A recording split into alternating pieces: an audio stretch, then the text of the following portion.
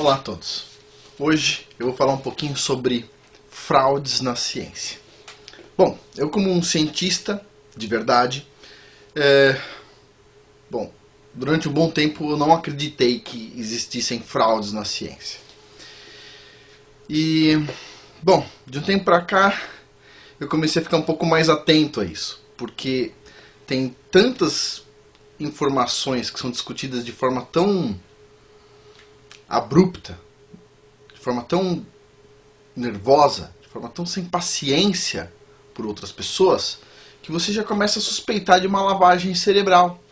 E se há lavagem cerebral, bom, há fraude, porque uma coisa que não seja fraudulenta não precisa de uma lavagem cerebral, não é verdade? Então, eu vou falar um pouquinho sobre fraudes, mas antes de falar sobre fraudes, eu vou ter que explicar o que é ciência de verdade. Bom, eu vou dar um exemplo da minha área, tomografia sísmica. Não, eu sou sismólogo, né, mas dentro da minha área tem a tomografia sísmica, eu vou falar um pouquinho sobre ela. E eu vou começar mostrando algumas imagens para vocês entenderem o que é a ciência. Então vamos supor, isso aqui é a superfície do planeta Terra, uma ideia, tá? Esse triângulozinho representa uma estação sismográfica que mede tremores de terra. E de repente um raio sísmico de um tremor de terra chega na estação sismográfica e nós observamos um atraso de 1 segundo nessa estação. Bom, com isso a gente pensa o seguinte: em algum ponto do trajeto desse raio sísmico deve ter uma feição geológica que atrase a onda 1 segundo. Legal, faz sentido, né? Agora, isso aqui é ciência? Ainda não. Bom, e se nós tivermos 3 estações sismográficas? Essas duas mostram um atraso de 1 segundo. E essa do meio não mostra. Tem um sismo vindo deste lado e um sismo vindo deste lado.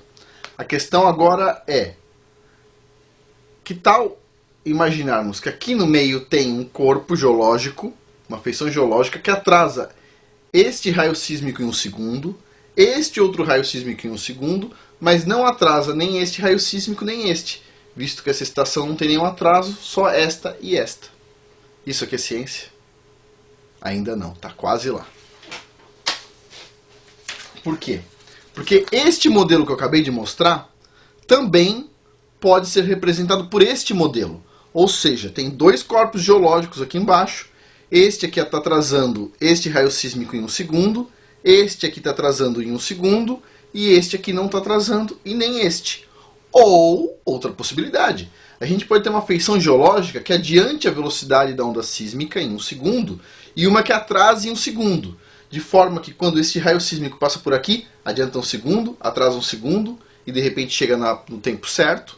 Aqui, este raio sísmico adianta 1 segundo, atrasa 1 segundo e chega no tempo certo. Enquanto que este raio sísmico aqui apenas atrasa 1 segundo e esse apenas atrasa 1 segundo. Esses 3 modelos explicam a mesma coisa.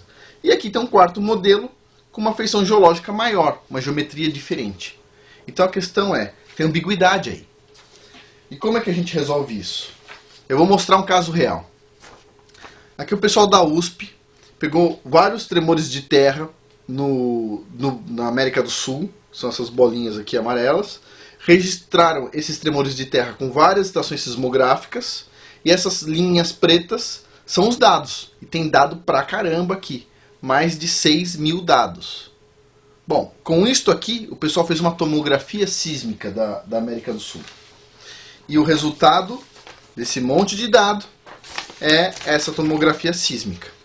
As partes vermelhas indicam partes mais quentes e as partes azuis indicam partes mais frias da rocha. Ok? Agora a pergunta, este dado aqui é real? Dá para acreditar ou não? Pergunta interessante. Então, o pessoal que fez esse modelo resolveu fazer um teste de performance. Ou seja, colocaram um modelo xadrez, um modelo sintético, geraram os dados sintéticos com base no modelo sintético de xadrez e fizeram a conta de novo. E o resultado foi este aqui. Ou seja, eles geraram este modelo e eles queriam ver este modelo, mas viram isto. Isso indica que esta parte aqui, ó, no meio, onde dá para ver o jogo de xadrez, tá vendo? Direitinho. Tá muito bom, o modelo tá muito bom e é confiável. Nesta parte onde não dá para ver o jogo de xadrez, tá amarelo, o modelo não é tão confiável. Isso é ciência de verdade. Nós sabemos, os dados são reais, nós sabemos a resolução, precisão, amostragem, tudo do equipamento, eles colocam nos artigos. Nós sabemos quais são os dados, quais são os sismos utilizados, nós sabemos tudo isso. Qualquer um pode reproduzir o mesmo dado. Além disso aqui, o pessoal ainda faz testes estatísticos para ver se aquele modelo é razoável. Por exemplo, eu vou contar um caso de um artigo meu, que não foi publicado ainda. Eu fiz uma associação entre chuva e tremores de terra. Então, quando chove muito, 2 ou 3 meses depois, começa a dar mais tremores de terra. Então, tem uma associação. Só que isso é uma coisa da minha mente. Eu estou olhando lá, mas ninguém precisa acreditar. Não é porque eu mostrei este gráfico e o outro gráfico casando direitinho que alguém precisa acreditar. Então, eu aplico o método estatístico e o método estatístico diz o seguinte: tem 83% de chance da sua hipótese estar correta. Oh, é bom, 83% é bom. E tem 17% de chance de ela estar incorreta. Ou seja, tem espaço para discussão. É uma hipótese. Mas a ciência, ela nunca é infalível. Nós colocamos a ciência da seguinte forma: tem dados, os dados têm erros, a gente precisa saber o erro dos dados, precisa saber quais equipamentos foram utilizados, todo o arranjo, toda a documentação, para saber se aquilo é real ou não, ou se é uma fantasia. Então, para falar um pouco sobre a diferença entre ciência de verdade e farsa, eu vou falar o que é uma ciência, o que é a ciência de verdade, como ela é feita. Item número 1, a documentação do experimento ou da teoria deve ser detalhada. Os dados devem ser detalhados na documentação e todos os experimentos, incluindo os equipamentos utilizados. Marca, precisão, resolução, tudo tem que ser documentado. Por exemplo, eu posso usar uma estação sismográfica muito precisa, com resolução de 24 bits, e fazer uma amostragem de 1 segundo apenas. Eu quero estudar um telesismo, 1 segundo. De repente chega um cara, pega um tempo e marca ele e diz o seguinte: o tempo de chegada da onda sísmica é 12 segundos e 346 milésimos de segundo. Esse 346 está correto? Bom, se eu pedir para fazer a amostragem a cada 1 segundo, como é que eu posso dar uma certeza menor do que 1 segundo? Complicado, não é verdade? Por isso que nós temos que ter todos esses dados num artigo. Ah, mas isso aqui foi feito lá no CERN.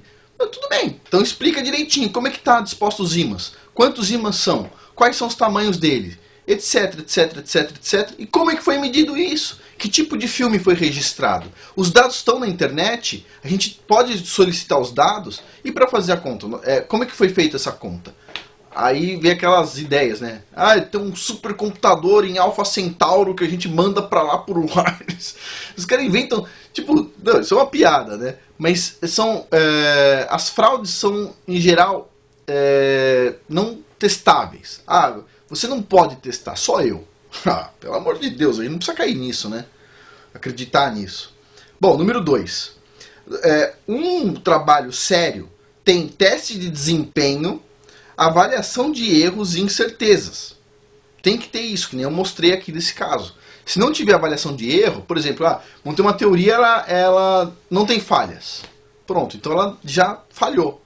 Porque tudo tem falha, poxa. Tudo na natureza tem alguma falha. Quando você pega e põe dentro da sua cabeça e monta uma ideia, estrutura uma ideia, vai ter alguma falha. Não é possível não ter falha. Vai acreditar uma coisa dessa? Não? Bom, item 3. Aplicação de testes estatísticos.